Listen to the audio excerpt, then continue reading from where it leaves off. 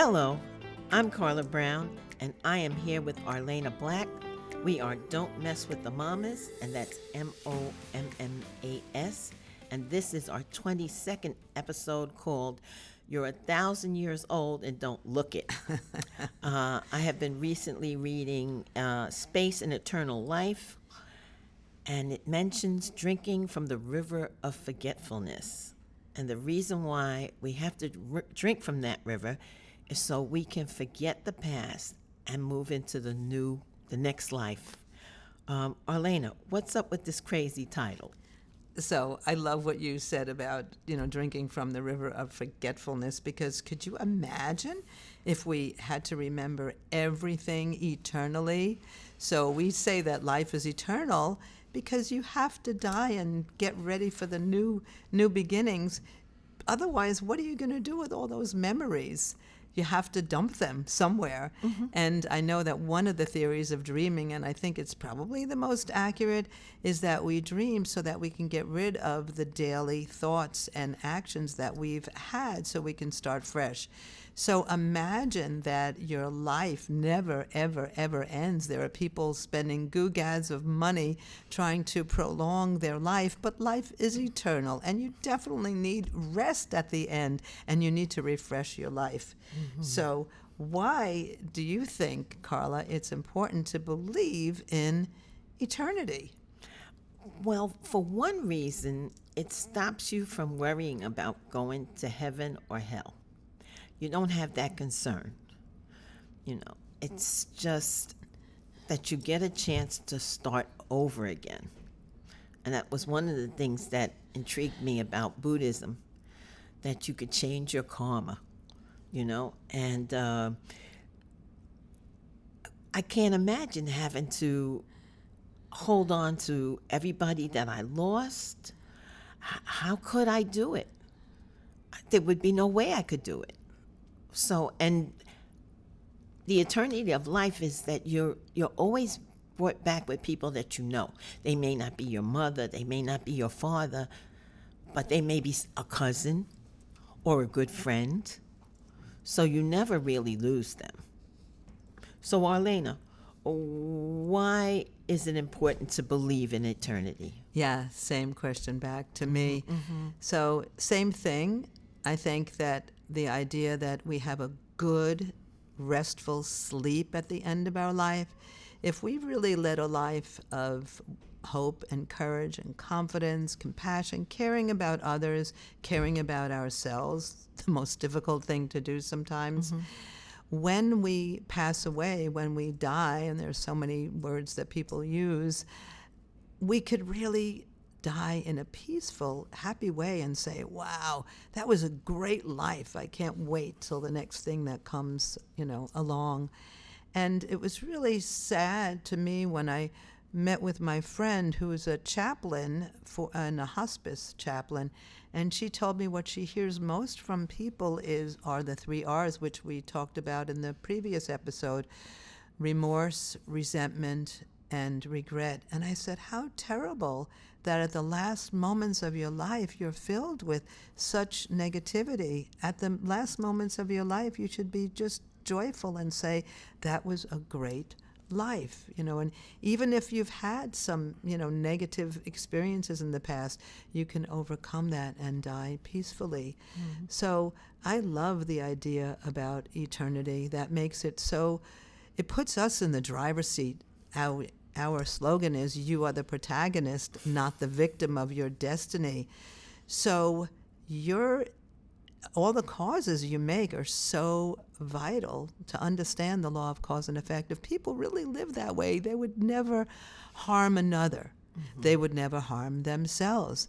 They would never do anything that really denigrated people's lives. They would live with a compassionate, caring nature, which is so much more fulfilling. When you appreciate, you feel so much more fulfilled than all the money in the world and all the beauty, the looks, whatever.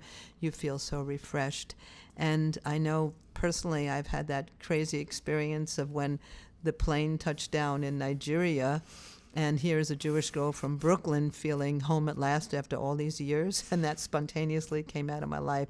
So that really showed me, absolutely, we live so many different lives, and people have experienced that. Have you had experience like that, like a familiarity, like when people have familiarities with some places, some parts in the world or whatever? What's been your experience? Well, I've had met people who I felt that they were something to me. They were Right. either a brother or and I loved them, like I would a brother, to look after them, to help them in whatever way I could if they needed it, or advise them. And then there was a lady who she also had the same type of experience you had. She was Puerto Rican and she went to Hawaii, and she felt like when she got off the plane she was home. Right. And I think that can happen to all of us. We can all have that. It's just a matter of traveling, and meeting people. Yeah, deja vu, right? Yeah. When people say they have deja vu, well, where's that coming from? Yeah. It must be a memory of some Right. sort. Some sort of connection. I mean, and you could even make those connections in this lifetime. If you don't want to forget somebody, hey, I want to remember you. Right. I give you Nam Myoho Renge Kyo. Then we're connected forever. I know that one of our seniors in faith said, so you can choose for your next life. You can decide, I want to be with that same husband. Nah, I want to try somebody new. I don't even want to be married. You have all these different choices in life. Oh, I may not even want to stay in the same planet. I know that's pushing it a little bit, but we're discovering with quantum mechanics, we're discovering everything about the universe. Yes, I read an article from President Ikeda, and he talked about, you've made all these causes. All right, just on this planet. What about the other planets you've been on? And I was like, oh, really? Really.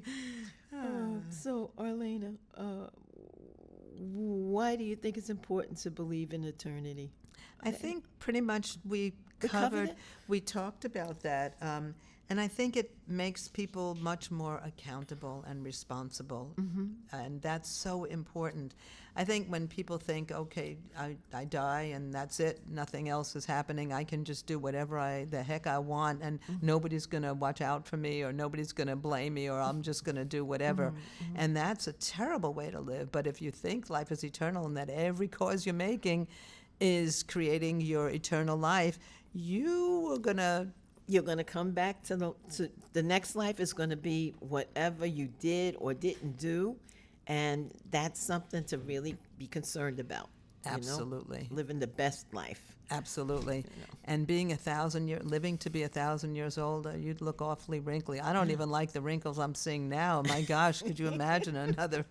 I can't do that much more. It's enough. No, but the chanting keeps you young. That's true. Yeah, keeps you young, but not necessarily on your face. Physically, yeah. Well, physically things start breaking down. Yes, they do. We're not AI yet. Okay. So let's see. I think, is there anything else you wanted to add? I think this one is a little bit shorter because we just talked about from grief to growth in our last one.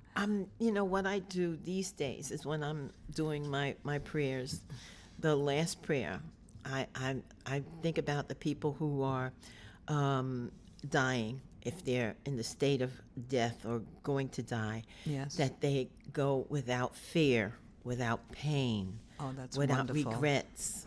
And if they did have any regrets, they make the determination that they're going to have a much better life next time. Yes. And that they feel a happy release to go back to the universe and then to come back again. Right. Absolutely. Yeah. Wow. Mm-hmm. So next life, what are you thinking about? What's your plan? My plan is going to be single and to really do a lot more. Maybe travel or pick up on things that I think I was supposed to be an artist in this lifetime. You are an artist. Yeah. So with a little bit more support from the family. So, but that's what I think. And I decided I'm not going to ever have any weight problems next lifetime. I'm going to be nice and thin, very healthy, and do a kind of job which really gives back to the people. Of course, this lifetime I've been a teacher and worked for some United Nations organizations, but next lifetime I think I want to do so much more, add so much more to the community, the society, and the world, really, to encourage people as much as possible. Yes. So I think that's pretty much it. So what do you think? So review some of these key points, and what do you want to close with? I want to close with this one encouragement. No one can escape death.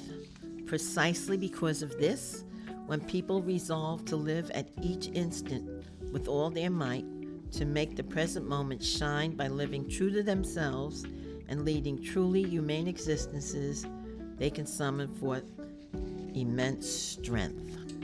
I love that. I love that. That's wonderful. Okay, and any key points you want to review at all? I think it's just be your best. Try to be your best. Be authentic. Be happy. Right, be happy. Be happy. Okay, wonderful. Once again, we are Don't Mess with the Mommas. That is MOMMAS. With our motto, you are the protagonist, not the victim of your destiny. You can find us on any platform, and we would love to hear from you. Mommas, mommas.podcast@gmail.com. Thank you so much for listening, and have an amazing day, an amazing week, an amazing month. Bye-bye for now. Bye-bye. Bye-bye.